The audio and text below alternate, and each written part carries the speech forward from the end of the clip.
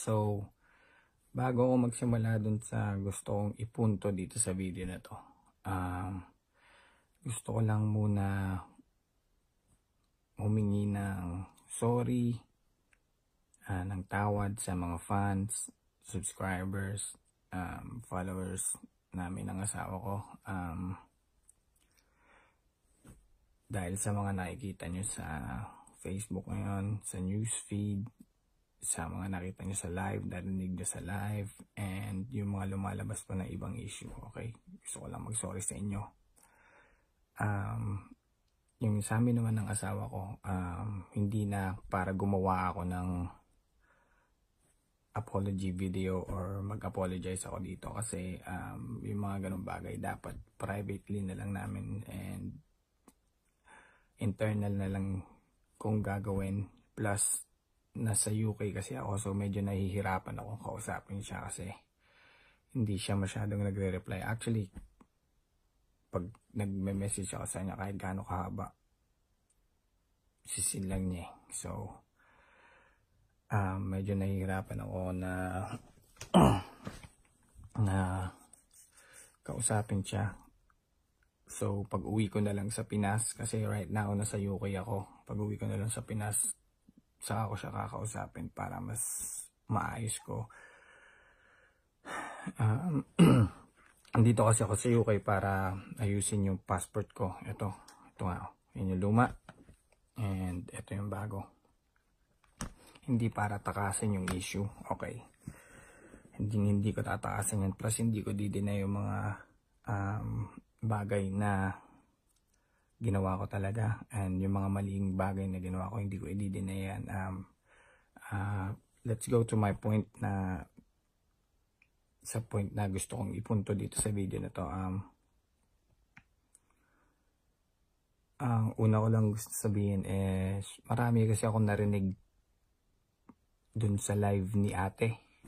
Actually, nanood ako. I was watching that. I was watching her live feed. Ako yon, kung nakita niyo yung John Gutierrez is watching.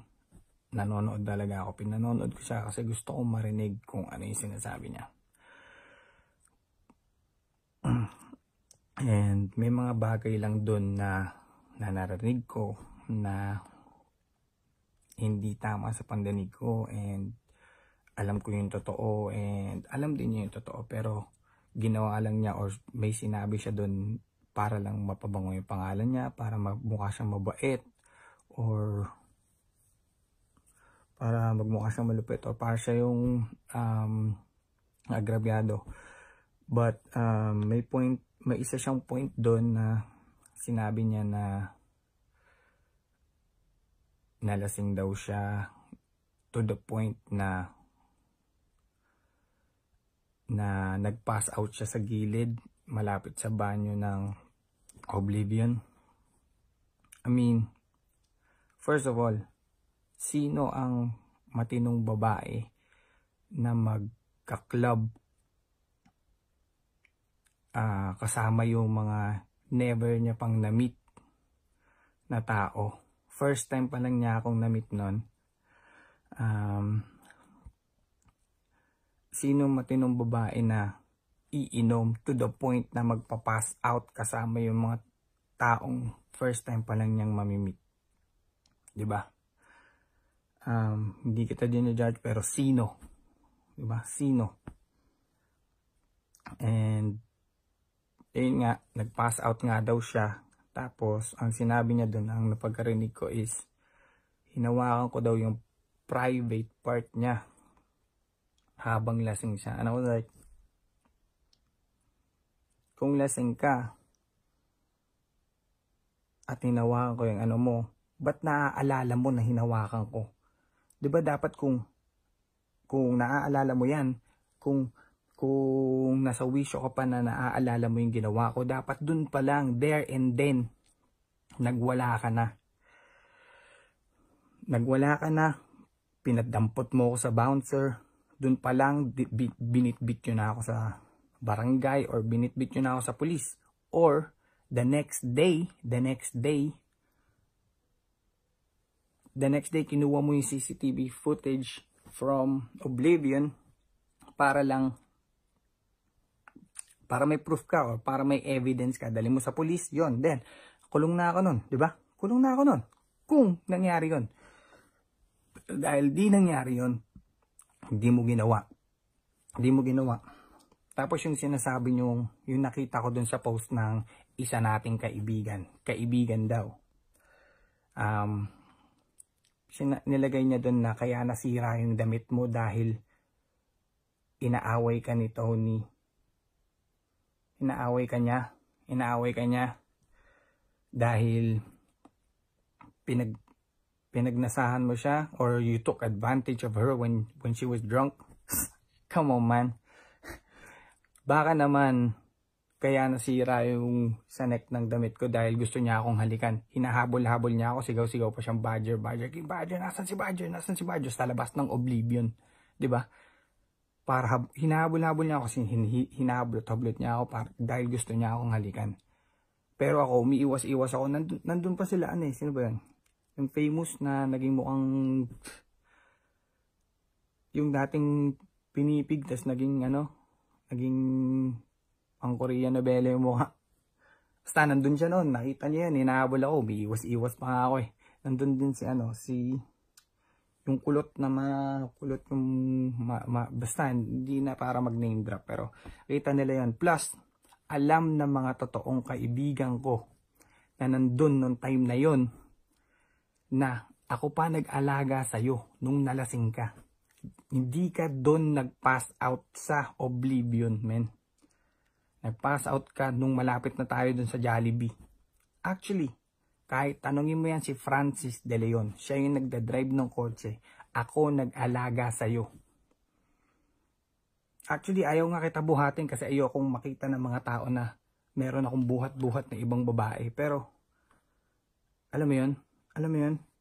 Pero tinulungan pa rin kita kahit nagpapass out ka, nagwawala ka dyan sa sahig. Tinulungan kita, ako nagdala sa'yo, ako nagbuhat sa'yo papasok sa kotse ni Francis. Alam mo yan. Nandun din yung Jazes. Alam din nila yan. Nakita nila yan. kahit hinihila-hila mo yung damit ko, nakita nila. Alam mo yan. And, ano pa ba yung mga narinig ko dun na may mga narinig kasi. Ang dami kong narinig na hindi tama kasi na parang ako lang yung sinisisi sa mga nangyari and sa mga pagkakamali. Oo, yes, nagkamali ako. Pina natin yun. Kamali ako. Ang dami kong kasalanan. Hindi ko nililinis yun. Pero, dalawa tayo dito. Dalawa tayo. Hindi ko kaya yun mag-isa. Ano yun? Nakipag-anuhan ako sa sarili ko? Kaya nga naging issue kasi dalawa tayo dito. Diba? Kung ako lang mag-isa yun, edi, baliw ako. Diba? Plus, yung sinasabi mong wala kang alam na meron akong girlfriend, let's be serious. Sinabi mo pa nga sa akin dati na, dati nung napapanood ko kayo, ni-imagine ko, paano kaya kapag ako nagkaroon ng boyfriend na ganyang kakulit? Na ganyan, biner, ganyan, kilala ng tao. Ayan ang sinabi mo sa akin. Kaya wag mong sabihin, wag kang magmalinis, please lang, wag kang magmalinis. Ako, real talk. Real talk lahat ng sinasabi ko. Ayokong gayahin yung mga ginawa mo na para bumango yung pangalan is magsasabi ng kung ano-ano na. Ayokong gayahin yan. Kaya eto sinasabi ko sa inyo. And okay, actually, eto yung proof. May proof ako. Nung the next day, after kang nalaseng, after kitang tinulungan, after kitang nilagay doon sa kotse, after mo sinira yung yung damit ko dahil umiiwas-iwas ako dahil gusto mo kong halikan. Okay, eto yon. May screenshot ako. Eto yung usapan doon. Eto sabi mo, tangina, aalis pa naman ako ngayon. Sa group chat namin to ng Suicide Squad. Ang reply ko, alis ka lang, hahaha. Kaya yan, hahaha. Tapos ang reply niya, hahaha. Next na makita kita, lahat ng suot mo sisirain ko. Doon pa lang, even na, di ba? Bakit hindi ka nagreklamo? Oh, sisirain ko. Ayan yan, oh. Oh, Suicide Squad. Oh, ayan ka, oh. Ayan ka, Pink Dildo nickname mo. Ako nagbigay sa inyan. Ako naman si Boy Famous, ayan. Yan siya. Next na makita kita. Oh, 'di ba? Tung pa lang proof na hindi ka galit sa akin at hindi mo ko nilayon kagaya ng sinabi mo na nung nalasing ka, hinawakan ko yung private part mo, tapos hindi mo na ako pinansin dahil doon nagalit ka na sa akin or inaway mo ako. Kaya ikaw, Anthony, yung pinost mo, napaka-barbero yung part na yon. Alam mo yan. Alam mo yan, Anthony. Plus, doon tayo sa pinagmulan nito na pinagmulan nitong mga stuff na ng mga kaya naglabasan to mga to. Yung nilabas ni Makagago. Anyways, I just wanna say, si Makagago, since 2014 pa yan po. 2014 pa niya akong binabash. Dinis niya yung nanay ko, dinis niya si Jelay, dinis niya ako. Ang dami na ng video towards me. But he never heard anything from me because that's his forte. He disses people. So, I don't mind that. But yung totoo rin yung sinabi niya na I spot my chewing gum. Yeah, I did. And he's right. In Europe, that's one of the most disrespectful thing you can do sa tao. When you spit at them. Pero kasi sa sobrang inis ko dahil since 2014, dinidis niya ako. Ayun na lang yung way ko. Hindi kami makalapit sa kanya kasi sobrang daming bouncers. As in, sobrang dami. So, ayun na lang yung pinaka disrespectful thing that I could do to him. Spit my chewing gum at him. So, hindi ko dinedeny yun. And, yun nga, dahil sa issue na sinabi niya na binigyan ko daw ng 20k si Tony 3 weeks ago. Kasama si Mark or something. Basta, ayun yun. Hindi ko dinedeny yun. Ang dinideny ko doon is yung 20,000. Hindi ko siya binigyan ng 20,000 plus yung sinasabi niya na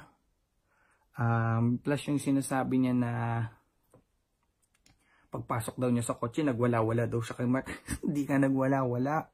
Kasi kung nagwala-wala ka, bakit nakarating pa tayo sa McDonald's at umorder pa tayo ng food, 'di ba? Hindi ka nagwala. Ang una mong sabi, ay putang ina, ang taba mo. Ayun ang sabi mo sa akin. Hindi ka nagalit, hindi ka nagwala. Kasi kung galit ka sa akin or kung nagwala ka, di dapat hindi na tayo dumating sa point na nakapunta tayo sa McDonald's para umorder ng food, di ba? Plus, kung ayaw mo talaga sumama ng mga point na yon, bakit hindi mo na lang kinuha yung pera na hinihiram mo kay Mark, hindi mo na lang kinuha yon at umalis ka, lumabas ka ng kotse, di ba? Napaka-easy, pero no, sumama ka pa sa amin, di ba? Sumama ka pa, naipagkwentuhan ka pa sa amin. Ayun, yes, inaamin ko, mali yung ginawa ko at sumama pa ako sa lakad na yon. Yes, mali yun. I'm not gonna deny it. Mali ako doon, mali yung ginawa ko dahil alam ko naman napakalaki ng issue na nagawa ko noong 2016 tapos sumama pa ako nung mga panahon na yun. Pero gusto ko lang kasi malaman nyo guys na maraming bagay na sinabi siya doon na hindi totoo. Ngayon naman, sasabihin ko sa inyo na parang hindi na talaga ako yung nakausap ng asawa ko. And right now, inaamin ko, nagkamali ako, hindi ako nagmamalinis at tatanggapin ko lahat ng galit ng tao.